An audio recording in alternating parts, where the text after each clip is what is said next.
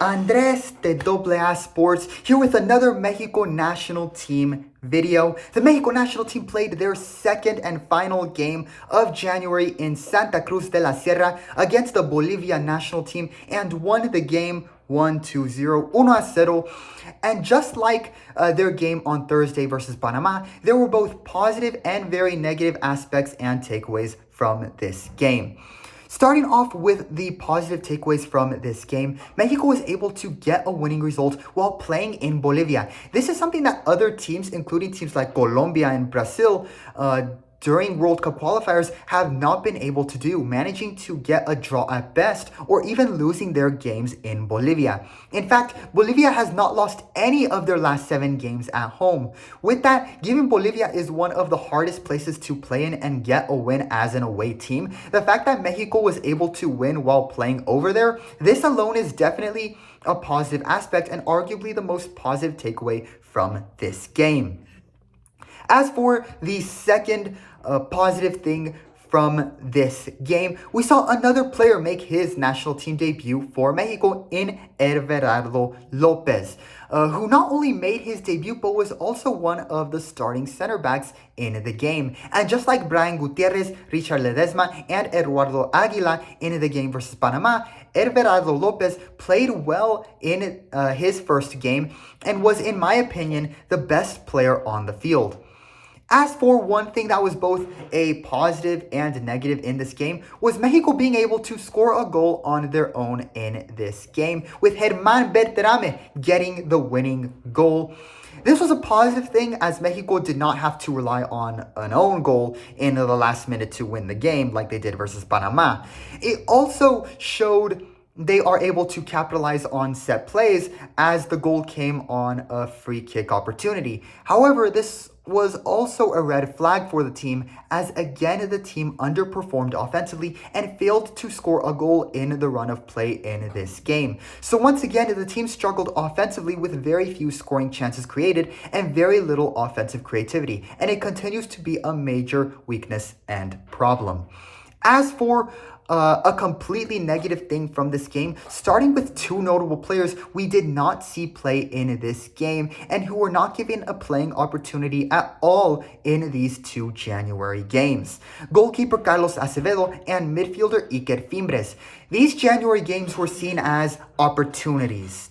They were seen as opportunities for players being called up for the first time or players who have been called up before but have not been given many playing opportunities to showcase themselves with the national team and to potentially be considered for future call-ups.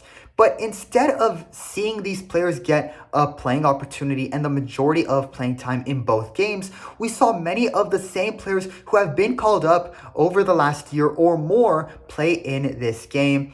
This decision by Aguirre went against the main purpose of these games and left 2 players who are deserving of an opportunity to prove themselves with the national team on the bench without being given that opportunity in these games. And what made this frustrating was that it was the same players that we have seen fail to contribute and playing terribly, being a liability for the team, who were given yet another playing opportunity in this game in Bolivia, and these same players again put up terrible performances, while Fimbres and Acevedo were left on the bench and not given any playing opportunity. This in the end resulted in another low-scoring 1-0 win for Mexico, where the team did play better than they did versus Panama, but their performance showed similar red flags that we saw in that game. Final score, 1-0, 1-0. The Mexico national team wins versus the Bolivia national team, and they win both of their first 2 games of the 2026 year. With that, here are their grades for this game. Goalkeeper, B-. Talarangel was the starting goalkeeper for this game as well, and with that, he got to play in both games for this January window. He made a couple of saves where he caught the ball easily, as well as one big save in the second half. So in this regard, he had a good game. However, he again showed aspects of him being a very mistake-prone goalkeeper. In the second half, he had 2 more moments where he almost held onto the ball for too long, with one leading to a dangerous turnover. In the 51st minute of the game, a bad turnover following Rangel holding onto the ball too long and attempting a bad pass resulted in a shot by Melgar that hit the post. And while Rangel was able to recover the ball after it hit the post, what was not good from him was how flat-footed he was. When Melgar took the shot, Rangel was caught standing like a statue, and if that shot was anywhere on target and didn't hit the post, Rangel would not have saved it. He wouldn't have been able to react with how flat-footed he was. Rangel is too inconsistent and mistake-prone to be the starting goalkeeper, and he shouldn't be called up for the World Cup, in my opinion. Center backs, A-. Everardo Lopez made his national team debut as one of the two starting center backs in this game. And like Eduardo Aguila in the game versus Panama, he had a very good first game for Mexico and was the best player of the starting 11 in this game versus Bolivia. Defensively, he had 2 tackles won, blocked 1 shot, and had 3 clearances and 1 ball recovery. He was even credited for creating 1 chance offensively in the game, although nothing came from it. Aguila in the game versus Panama and Lopez in this game showed that they are both good young players in the defense that can add depth to the center back positions with Montes and Vasquez. As for his partner in the starting lineup, Israel Reyes, he wasn't terrible but also wasn't great. He was decent in his 33 minutes of play before leaving the game in the 33rd minute with an injury. Just brutal for Israel Reyes. Tough luck for him.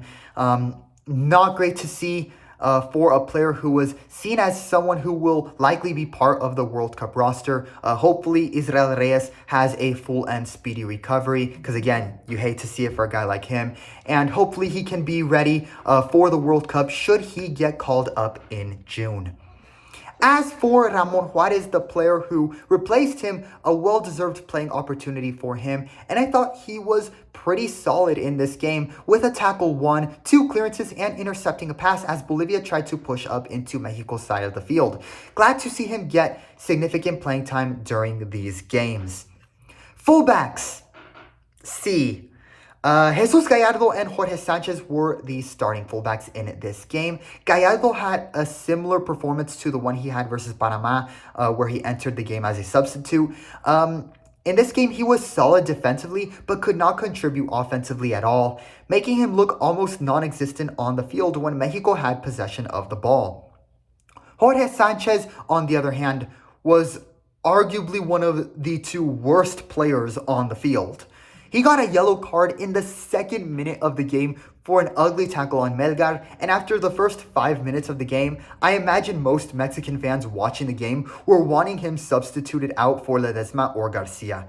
He was giving Bolivia too much space on the right side and constantly needed help from Reyes and Juarez on the right side when it came to defending. And every time he would lose a one-on-one duel, he would commit a foul. Meanwhile, Julian Araujo is already a starting player for Celtic in Scotland and had a very good performance in their most recent game. And Ledesma was the best player on the field versus Panama on Thursday. Regardless of whether or not Rodrigo Huescas will be able to fully recover from his injury and play in the World Cup, this should be the last game Jorge Sanchez plays for Mexico and the last time he gets called up. Jorge Sanchez is awful. He's a liability on both sides of the ball. And there are at least 4 right backs who are much better and more trustworthy options, including Denzel Garcia, who entered the game as a substitute, replacing Jorge Sanchez. While Garcia didn't stand out like Ledesma did versus Panama, he was much better than Jorge Sanchez, and hey, he didn't immediately get a yellow card once he entered the game. Midfielders, B-. Eric Lira and Marcel Ruiz, while there was more to be desired from them in regards to contributions on offense, were still overall solid in this game. Lira, who was the starting defensive midfielder, had 2 tackles won and 6 recoveries. Marcel Ruiz had a tackle won in this game as well and 3 recoveries. If it weren't for these 2 players in the midfield, Bolivia would have had much more ball possession in this game. And then there was Tronco Rodriguez. He had 2 scoring chances in this game and completely failed on both of them. In the first half, he received a great pass from Hormiga Gonzalez. His shot was blocked by the goalkeeper. The rebound landed right in front of him, and all he had to do was kick the ball forward. Just kick the ball forward, and it would have been a goal. He slips and falls and fails on a golden opportunity to score. And then in the second half, he tried to take a shot from just outside the box, or at least what I guess was what was supposed to look like a shot from just outside the box. And it was not even close to being on target, and the ball went flying into the stands where it probably hit a guy selling palomitas and chicharrones to the fans in the stadium. Just, oh my gosh, man. And for the rest of the game outside of those 2 moments, it was as if Mexico was playing with only 10 players on the field. He was a ghost. It is criminal, absolutely criminal, that he got to start in this game and played the full 90 minutes while Iker Fimbres was left on the bench. I have never seen a player be allowed to fail as much as Tronco has. And if an injury is the only thing that keeps him off the roster going forward, at this point, so be it. He should not be called up anymore, and they should have stopped calling him up since after the Copa America. Offensive front. C. Kevin Castañeda, who is normally an attacking midfielder, got to start in this game as a winger on the left side, while Hormiga Gonzalez was the starting 9 and Diego Lainez was the starting right winger. Castañeda provided the free kick into the box, which led to the goal by Berterame, but outside of that, neither he or Lainez contributed or created anything offensively, and their passing accuracy was low. At this point, because they are not solutions in the winger positions, it also makes them problems in the winger positions along with Piojo Alvarado. Hormiga Gonzalez was the best of the starting players in the offensive front. He provided the pass and created the great scoring opportunity in the first half that Tronco Rodriguez wasted because it's Tronco Rodriguez. And Hormiga played with the most energy, trying to play and push up with a fast pace. Unfortunately, in this style of play and with this starting 11, he didn't have any help. He didn't have any help in this game. Germán Berterame came into the game as a substitute, replacing Hormiga in the striker position, and it was Germán Berterame who got the winning goal in the 68th minute for Mexico. On the free kick service by Kevin Castañeda, Bolivian goalkeeper Carlos Lampes attempt to punch the ball away and out of danger failed, and Berterame was able to recover the ball and take the shot to score the winning goal. This is Berterame's 2nd goal for Mexico, and while it is a good moment for him in the opportunities he has been given with the national team so far, I don't think his performance outside of the goal was convincing to where he will be considered for the World Cup. I still think, based on his performance in January, that I don't see him getting called up for the World Cup. Given that after scoring the goal, he kind of became non-existent on the field as well, like he was versus Panama. At least this time, the offensive front was able to get a goal on their own instead of winning with an own goal. However, once again, failing to score a goal in the run of play was not a good look for the offensive front, and their inability to do so continues to be a problem. Coaches. C. Give Javier Aguirre credit. He once again integrated a new player who was making his debut by including him in the starting 11 with Everardo Lopez. And Lopez, to his credit, he played very well. Aguirre also made good changes in the starting lineup by having Lira be the starting defensive midfielder instead of Luis Romo. However, there were two players that he decided to include in the starting 11 that were terrible decisions: Jorge Sanchez and Tronco Rodriguez. His decision to start Jorge Sanchez in particular was one he seemed to really regret, as Sanchez was one of the first players to be subbed out of the game. They were the two worst players on the field, and given they have been terrible for Mexico and that these were players Aguirre grew frustrated with during the Gold Cup because of their poor form, I don't understand why he decided to give them another starting opportunity. His decision to keep Tronco Rodriguez in for the whole game was also terrible, as he had his team essentially playing with one less player on the field because of how poor Tronco Rodriguez was on both sides of the ball. He should have had Iker Fimbres start and play the full game instead, as Fimbres is a younger prospect who is just wanting an opportunity to prove himself, and at this point is a much better option than Tronco. I also found the substitutions he made later in the game questionable as well. Later in the game, Mexico appeared to look like the better team and had more of the ball possession. And instead of making offensive adjustments to try and get a second goal to guarantee the winning result, he made underwhelming defensive adjustments and essentially had his team fall back and just play defense for the rest of the game after they scored. Fortunately, this decision worked out after Robson Mateus got a red card and was sent off in the 84th minute. But given the defense was already playing well without those extra defensive changes, they were not ideal, and it would have been better if he had made offensive adjustments to try and get that second goal.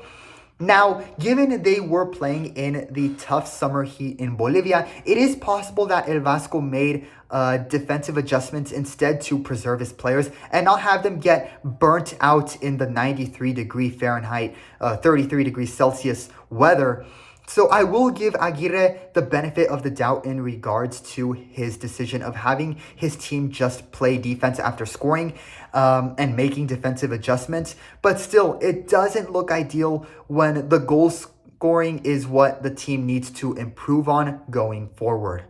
As for Rafa Marquez, the assistant coach for Mexico, he received a red card in the same moment where Mateus was sent off. It appeared that he said something to the referee that he shouldn't have said. While I understand that he wasn't happy about the foul Mateus committed, he should have let the referee handle it on his own, and him getting sent off for whatever he said to the referee was definitely not ideal, nor a good look, given reports suggest that he will be the coach for the national team after 2026. Final score: 1-0, 1-0. The Mexico national team got the win in Santa Cruz de la Sierra against the Bolivia national team with a goal from Herman Berterame. And for an overall team grade for this game, I am giving Mexico, I'm going to give them a B-. Was this a convincing win? Not by any means. This game was definitely not a convincing result where they won, 2-0 or 3-1. And the offense continues to be both a weakness and problem for the team. But given that it is very hard for away teams to play in Bolivia and get a winning result, this was still a pretty solid game, and it was definitely a better performance than what we saw on Thursday versus Panama. As for my overall team grade for January and the two games they played, I am giving the Mexico national team a C grade. Their performance and winning result in Bolivia left more to be desired, but was still good considering they were playing in a tough away environment where it is hard to get a good result. However, their result versus Bolivia doesn't change the fact that their poor performance versus Panama resulted in that game being arguably one of the worst and ugliest wins in the team's history. Nevertheless, Mexico won both games this month. They got their first win in their new home jerseys that they will be using for the World Cup. And 2 wins are better than 2 losses. And with that, the Mexico national team starts their 2026 year with 2 wins. Now we'll see if they can get a 3rd straight win, and hopefully in more convincing fashion in February when they play versus Iceland. Andres from AA Sports. leave your opinions on the game in the comments below. That will be all for this video, guys. Leave a like and subscribe to support the channel and help it get to 300 subscribers. Also, feel free to check out my performance grades for their game versus Panama if you have not already. With that, thank you so much for watching and listening, and Viva Mexico!